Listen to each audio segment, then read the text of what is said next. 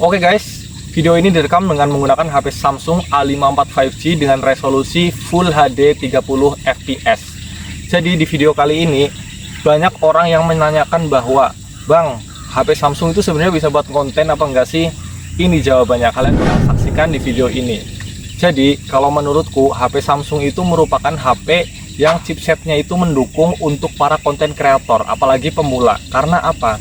Sebagai contoh, ini aku tanpa menggunakan mikrofon eksternal. Biasanya kan ada tuh dicantelin di sini, atau yang dalam bentuk kabel, atau yang pakai headset kayak gitu. Itu kan ada tuh beberapa yang menggunakan alat bantu agar suara kita itu terdengar jelas di handphone.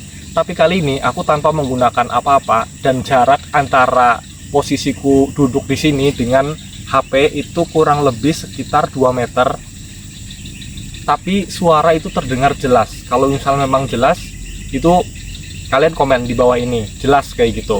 Tapi kalau misal kurang jelas, mungkin ya bisa dikomen juga, karena aku belum mendengarkan sendiri. Ini video masih dalam posisi merekam. Nanti kalau sudah di galeri, kemudian masuk ke platform editing kayak CapCut kayak gitu, itu nanti mungkin bisa ditambahkan lagi volumenya. Tapi ini pure atau murni tanpa menggunakan alat bantu apapun.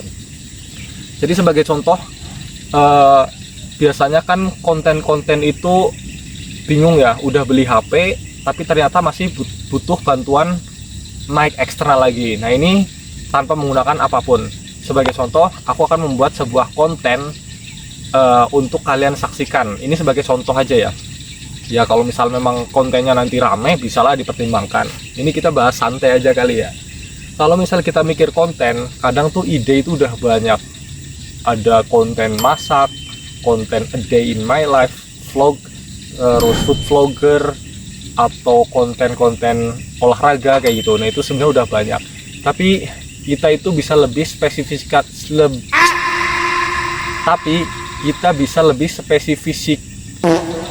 Tapi kita bisa lebih spesifikkan lagi tentang konten apa yang mau kita buat.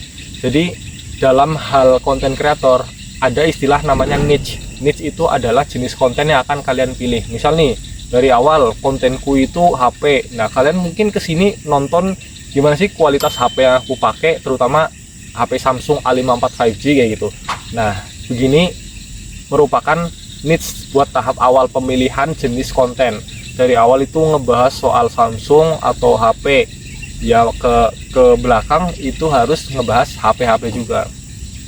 Nah, kalau kalian itu tentang konten kreator, mau bikin cara menjadi YouTuber pemula, nah mungkin bentukannya bakal seperti ini. Jadi semakin berkembangnya zaman, persaingan aplikasi atau platform untuk menghasilkan uang itu semakin ketat. Layaknya olimpiade gak cenah.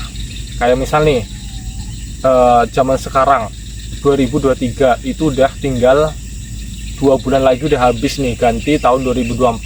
Pertanyaannya gini, apakah tahun 2024 masih worth it untuk menjadi seorang YouTuber pemula? Nah, kita akan coba bahas lah ya. Kita akan coba bahas di video kali ini. Kalau menurutku tahun 2024 itu masih worth it. Kenapa?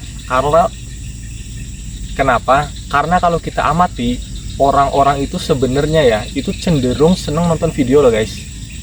Kalau misal kita lagi gabut, kita nonton video. Kita banyak waktu luang, apalagi menjelang tidur, itu pasti kita nge-scroll HP nonton video. Nah, apa yang kita scroll itu kan kadang ya beda-beda lah. Ada yang nge-scroll di aplikasi lain kayak TikTok, Instagram, atau YouTube. Kadang kalau misal kita nonton di TikTok itu kan hanya potongan-potongan. Nah, kalau misal kita pengen lihat versi panjangnya, orang itu akan cenderung beralih ke YouTube. Nah, kenapa masih dikatakan worth it? Karena itu tadi, orang itu lebih ke penasaran. Jadi nggak kepengen ngelihat cuma potong per potong video aja, pengennya full kayak gitu, biar nggak ada salah paham atau apa kayak gitu. Maka dari itu kebanyakan orang yang melakukan mungkin lebih viralnya klarifikasi kali ya, itu banyak di YouTube karena durasinya panjang dan penjelasannya itu bisa runut gitu. Nah, balik lagi ke masih worth it atau tidaknya YouTube di tahun 2024, itu menurutku masih, karena orang itu berlomba-lomba lebih kreatif kayak gitu.